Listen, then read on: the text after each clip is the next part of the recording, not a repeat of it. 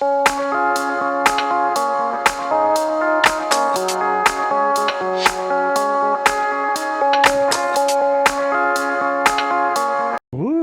à tous. Hello, comment ça Hello. va? Ça va et toi? Alors, oui, ça va très bien, merci. Alors, est-ce que tu peux nous dire qui tu es, qu'est-ce que tu fais et qu'est-ce que tu fais à Anime Expo, Anime Focal Expo? Qui suis-je? Qui suis Où vais-je? Pourquoi suis-je là? Adrien déjà. Adrien. Mon nom c'est Adrien Solis. Voilà. Je suis une star du doublage. Un Une star professionnel de la profession.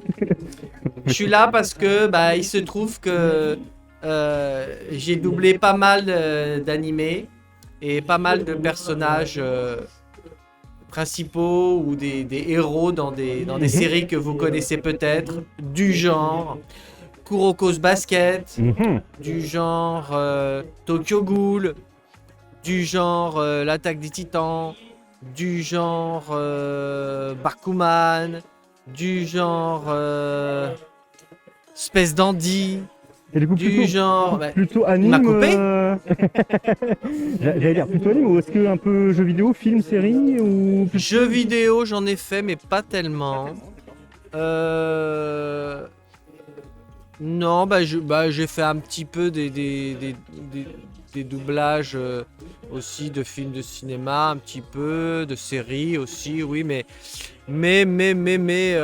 principalement je fais des animés japonais. D'ailleurs, c'est pour ça que j'ai fait du doublage. C'est ça qui m'a donné envie de faire du doublage, c'est de doubler des animés T'avais japonais. une passion derrière ça? Déjà, ça t'a tiré de base Voilà. l'animation japonaise? Exactement. Donc en fait, le doublage m'intéressait pas. Mais doubler des animés japonais, ouais, ça me faisait kiffer. Et puis surtout, j'ai dû apprendre la technique du doublage, qui est quand même pas forcément évidente. Et donc pour apprendre cette technique, en fait, j'ai été accueilli dans un studio qui faisait beaucoup d'animés japonais à l'époque. Et donc pour moi, c'était le kiff parce que toute la journée, je regardais des animés. Pour apprendre le métier, mais en même temps pour moi c'était un kiff de regarder tous les animés comme ça, et en plus de rencontrer les voix françaises des gens que je regardais à la télé, tout ça, donc c'était un kiff total. Aujourd'hui vous êtes avec les autres comédiens de doublage, vous êtes presque une famille, enfin, j'ai l'impression que vous vous connaissez, vous avez l'habitude de travailler ensemble, etc. Donc il y a à la fois ce côté travail, mais vraiment plaisir et passion en fait, c'est Exactement. plein de choses. Ouais, exactement. Et du coup, pour en revenir un peu sur ta présence sur la convention, avant de préciser vraiment de quoi vous avez pu parler sur les différentes conférences, moi j'ai l'impression que les différentes conventions qui font appel à des comédiens de doublage ont un peu redoré cette image du comédien de doublage. On voit aujourd'hui les gens qui viennent vous demander des autographes, toutes ces choses-là. Je dirais qu'il y a une 10-15 ans, c'était plutôt des personnes dans l'ombre. Et aujourd'hui, vous êtes vraiment mis en avant. Je ne sais pas si c'était Oui, juste, c'est vrai. C'est vrai. Je pense que c'est beaucoup dû justement. Je me demande si c'est pas beaucoup dû aux animés parce que il y a cette passion des animés japonais et donc forcément là d'un coup c'est la voix de ces héros, donc c'est pas la même chose que de doubler tel acteur dans tel film, telle série. Bon, c'est pas que c'est inintéressant, mais si vous voulez, on est focalisé sur l'acteur. Alors que là, malgré tout, la voix, c'est un élément important. Et comme le personnage n'existe pas vraiment, si ce n'est à travers notre voix, forcément, ça donne plus envie de nous rencontrer. Donc du coup, effectivement, ça a remis un peu sur scène en avant, comme c'est le cas d'ailleurs au Japon. Oui, c'est vrai, tout à fait. Les gens qui font les comédiens qui font les doublages, ouais, c'est vrai. Ok, super, ça va dans le même sens que ce que je pensais.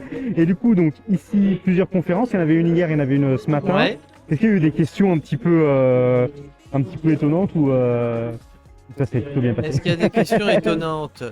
Je sais pas, mais moi, mes réponses étaient totalement étonnantes. Et détonnantes. Hein, parce que, voilà, mais non, je sais pas.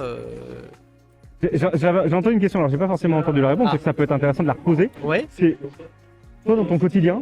Reposer la don. Est-ce que quand tu regardes un animé, est-ce que tu vas le regarder plutôt en VO ou en VF du coup?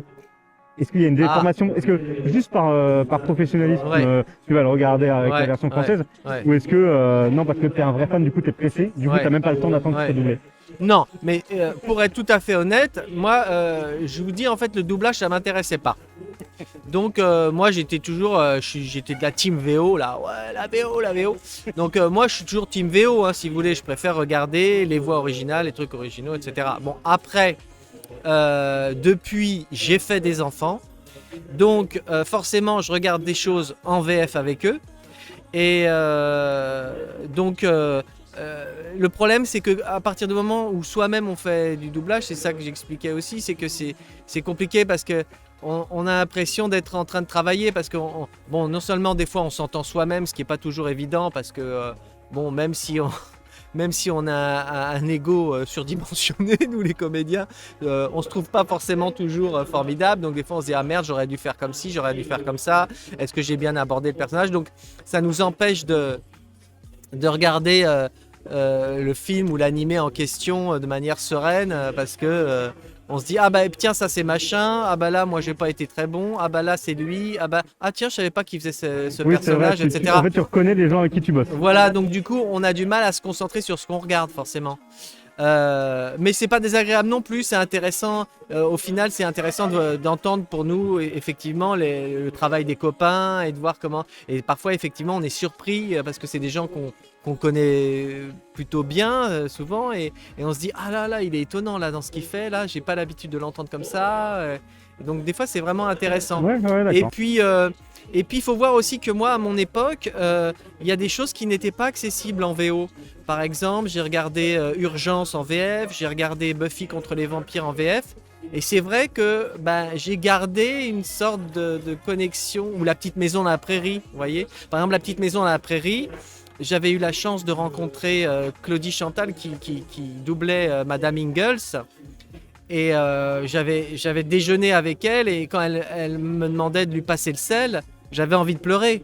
Vous voyez, parce que c'était Caroline Ingalls qui me demandait de lui passer le sel. C'est intense, Et oui. pour moi, La Petite Maison en Prairie, moi, quand je regardais La Petite Maison en Prairie, systématiquement, chaque épisode, je pleurais 12-13 litres de larmes. Donc, forcément, c'est des voix qui ont une présence en soi très très forte.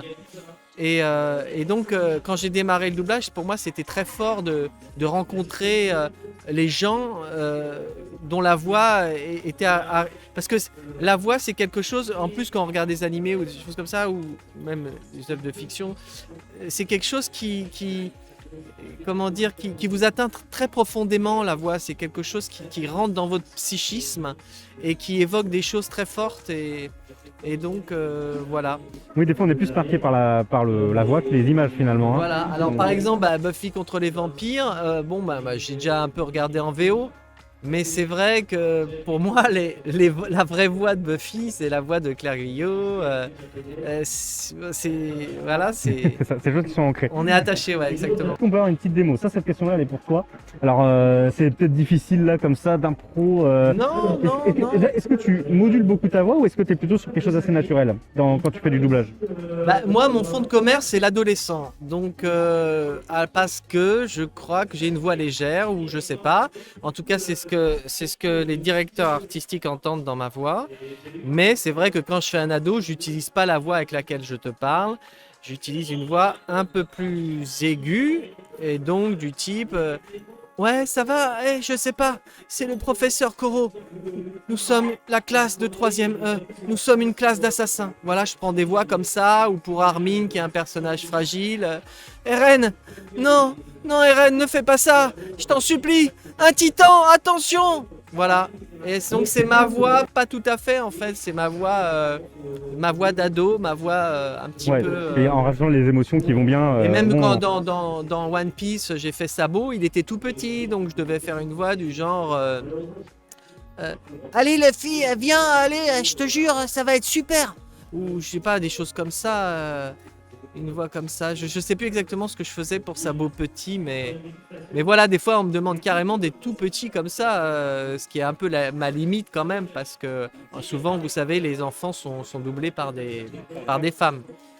Et qui, elles, aggravent leur voix d'une certaine façon. Elles font une petite voix comme ça, qui, avec leur voix féminine, donne vraiment l'aspect d'un petit garçon. Mais voilà, des fois on me le demande quand même, notamment. Super. pour- Non mais merci. Bah non mais c'est des très bonnes démos du coup. Voilà. Enfin, on s'est bien rendu compte des trucs. Est-ce qu'on va te retrouver sur... Alors, est-ce que tu as une actualité particulière? Est-ce qu'il y a des choses qui sortent où on va pouvoir t'entendre? Mais si t'es pas posé la question, est-ce que tu fais autre chose? Est-ce que tu fais un peu de théâtre, de comédie de manière différente ou pas? Oui. Bah, moi, je viens du théâtre, hein, donc c'est vrai que ça fait longtemps que je suis pas monté sur les planches, quoi, que j'ai fait un spectacle l'an dernier, etc. Des fois, je fais aussi un peu des performances dans un lieu qui s'appelle le Générateur à Gentilly. Ça m'arrive. Généralement, je me mets tout nu ou je sais pas, ou je me mets des culottes sur la tête ou des choses comme ça, choses intéressantes. Ça va Voilà. intéresser les gens, Enfin, je le c'est sens. complètement un autre registre. Et puis, bah, sinon, vous m'avez peut-être vu sans le savoir, ou dans des publicités à la télé, par exemple. J'ai fait une publicité pour un produit qui s'appelait Evolufarm avec un rugbyman très connu, là, qui a une barbe, là, comme ça, d'ailleurs.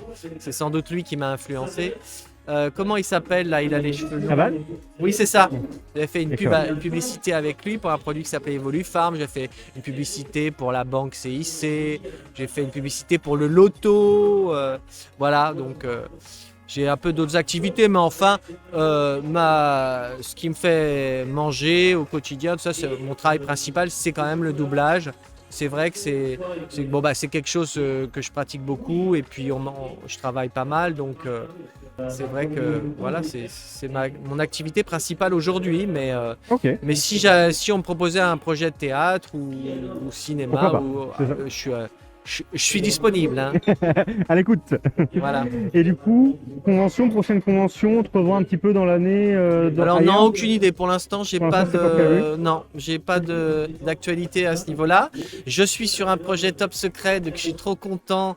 Je fais la voix dans un animé qui va bientôt sortir sur NETFLIX. Et voilà, mais j'ai pas le droit d'en parler. Malheureusement, je le ferai bien Ah, il y a pour rouler des Tout mécaniques. le monde a des projets confidentiels. À chaque Bah fois, ouais, oui. ça c'est pénible, ça c'est pénible. Voilà, cet été j'ai aussi travaillé sur un jeu vidéo, mais alors je me souviens même plus le titre. Mais c'est un truc de voiture, hein. Ouais, ça m'intéresse pas moi les jeux vidéo de voiture. Et puis qu'est-ce que j'ai d'autre comme actualité? Bah c'est pas mal déjà. Ah si, C'est déjà pas mal. je finis Seven Deadly Sins. Ok. Je continue Oh, à c'est travailler bien sur actif, Seven Deadly Sins, la dernière saison qui va sortir bientôt. Toujours, je crois, sur NETFLIX. Voilà. Une plateforme très peu connue. Je sais pas, c'est un truc américain. Ouais. Moi, je le conseille pas personnellement. Enfin, faites comme vous voulez, hein, si vous avez de l'argent à dépenser. Est-ce que tu as eu le temps de faire un petit tour ici à Anime Focal Expo? Est-ce que tu as rencontré des gens ou tu as vu un stand qui t'a marqué? Oh, bah moi, je connais Loïki Nihon qui qui a créé son manga, tout ça, donc je l'aime bien. Et est-ce que j'ai fait un tour? Bah, j'ai fait un petit tour, mais ah si, bah si, parce que j'ai fait le voyage en train aussi avec quelqu'un qui fait de l'animation, de dessin animé. Alors ça, c'est assez passionnant parce qu'on peut C'est Megan ou... Oui, c'est ça. Oui, bah, on l'a vu tout à l'heure. Voilà, Hyper on le voit intéressant. travailler, faire ses animations. Alors ça me passionne parce que moi, je suis fan d'animé aussi, donc je trouve ça passionnant de voir quelqu'un au travail. Puis alors, ce qui est bien, c'est que il est sur le salon pour montrer son travail, puis en même temps, bah, il travaille. C'est ça qui est bien, c'est qu'il travaille vraiment. Donc du coup, on voit vraiment ce qu'il fait. Et c'est passionnant de voir comment un truc est animé et tout.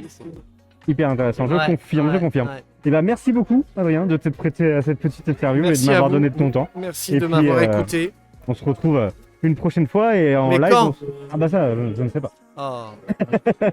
Et en live, on se retrouve bientôt avec un autre invité. Je ne sais pas encore qui. On va aller chercher ça. Qui Ouais, c'est ça. Mais j'ai pas le droit de le dire. C'est un projet il arrive confidentiel. bientôt. C'est ça. À tout de suite.